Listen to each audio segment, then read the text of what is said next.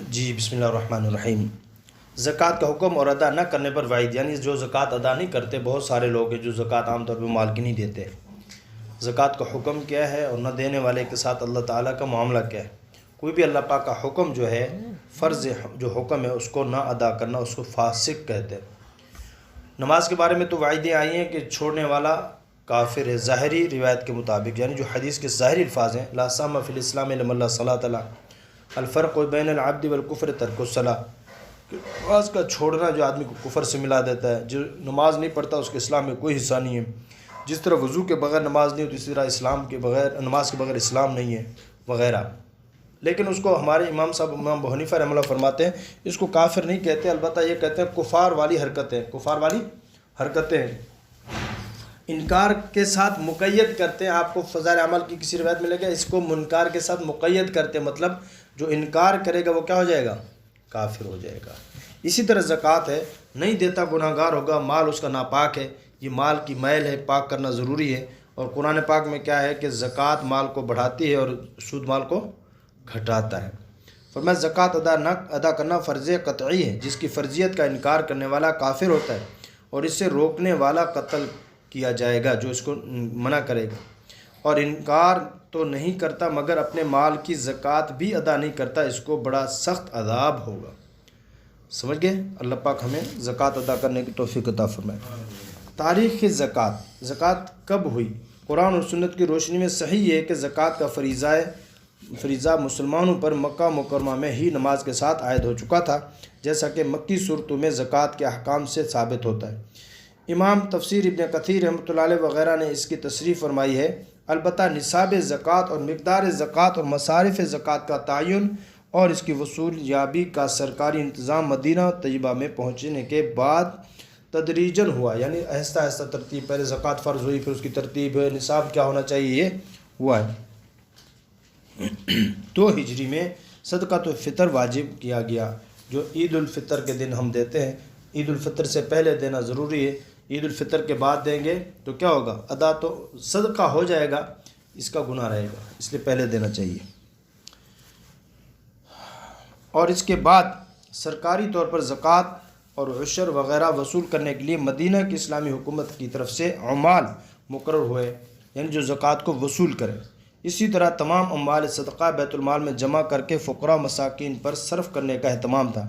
زکوٰۃ نماز کی طرح ایک مالی عبادت ہے جس کا ادا کرنا ہر مالدار کے ذمہ ہر حال میں ضروری ہے، کوئی اسلامی حکومت اور اسلامی بیت المال اس کو وصول کرنے والا ہو یا نہ ہو۔ یعنی ایسا نہیں کہ جی کو ہم سے کوئی لیتا نہیں ہے ہم کیسے دیں، کوئی آپ کی ذمہ داری ہے کہ جو اللہ نے آپ کو اگر مال دیا ہے، جو مال آپ کے پاس موجود ہے اس پر سال گزر گیا ہے، آپ کے پاس مال موجود ہے، سال گزر گیا ہے، اب اس میں کیا ہے سال کتنا گزرے اس کے لیے ضروری ہے جب آپ نے نصاب کی ترتیب بنائی زکوٰۃ کی، مثلا رمضان مبارک میں آپ زکوٰۃ دیتے ہیں، آپ صاحب نصاب ہے، آپ نے زکوٰۃ نکالی، بیچ میں مال آتا رہا جاتا رہا، کروڑ بھی آپ کے پاس آ سکتا ہے، ایک دن ایسے بھی ہو سکتا ہے آپ پاس کچھ بھی نہ ہو، ایسا بھی آ سکتا ہے۔ اب جب اگلا رمضان آئے گا اس وقت دیکھیں گے کہ آپ صاحب نصاب ہیں یا نہیں، اگر آپ صاحب نصاب ہیں تو آپ پر زکوٰۃ فرض ہے، اگر نہیں ہے تو فرض نہیں ہے۔ البتہ یہ صورت بھی آپ اختیار کر سکتے ہیں کہ آپ ہر مہینے میں تھوڑی تھوڑی زکوٰۃ نکالتے ہیں اپنی تنخواہ سے، تو یہ بھی آپ نکال سکتے ہیں اگر آپ مستحق زکوٰۃ آپ صاحب نصاب ہیں تو فرمایا کہ زکوٰۃ اسلامی حکومت اور اسلامی بیت المال اس کو وصول کرنے والا ہو یا نہ ہو۔ پچھلے انبیاء کی تمام شریعتوں میں بھی نماز کی طرح زکوٰۃ کی پابندی فرض تھی، مگر ان پچھلی شریعتوں میں مال زکوٰۃ کو فقراء مساکین کی ضرورتوں میں خرچ نہیں کی اجازت نہیں ہوتی تھی، وہ لے جا کر پہاڑ کی چوٹی پر رکھتے تھے، وہ آگ آتی تھی آسمان سے اس کو کھا جاتی تھی، جلا دیتی تھی، اور اسی کو وہ کہتے تھے یہ قبولیت کی علامت ہوتی تھی، اور جس کی قبول نہیں ہوتی تھی وہ پڑی رہتی تھی، پھر اس میں کیا ہوتا تھا، پھر اس کو لوگوں کے سامنے شرمندگی ہوتی تھی، اس کی زکوٰۃ قبول نہیں ہوئی۔ امت مرحومہ کے لیے اللہ تعالیٰ نے اپنے فضل سے اس کی اجازت دے دی، اس مال کو مسلمانوں کے فقراء مساکین پر خرچ کیا جائے۔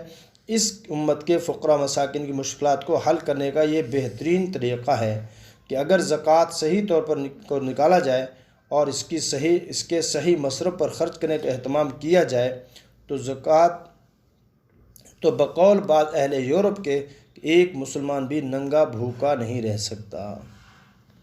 زکوٰۃ کے معاملے میں غفلت، مگر افسوس یہ ہے کہ آج کل عام جہالت و غفلت کی بنا پر بہت سے مسلمان تو زکوٰۃ نکالتے نہیں، اور جو زکوٰۃ نکالتے ہیں وہ صرف زکوٰۃ کا نکالنا کافی سمجھتے ہیں، حالانکہ قرآن کریم نے صرف زکوٰۃ اپنی جیب سے نکالنے کا حکم نہیں فرمایا بلکہ اس کے مستحقین تک پہنچانے اور ادا کرنے کا بھی حکم دیا ہے۔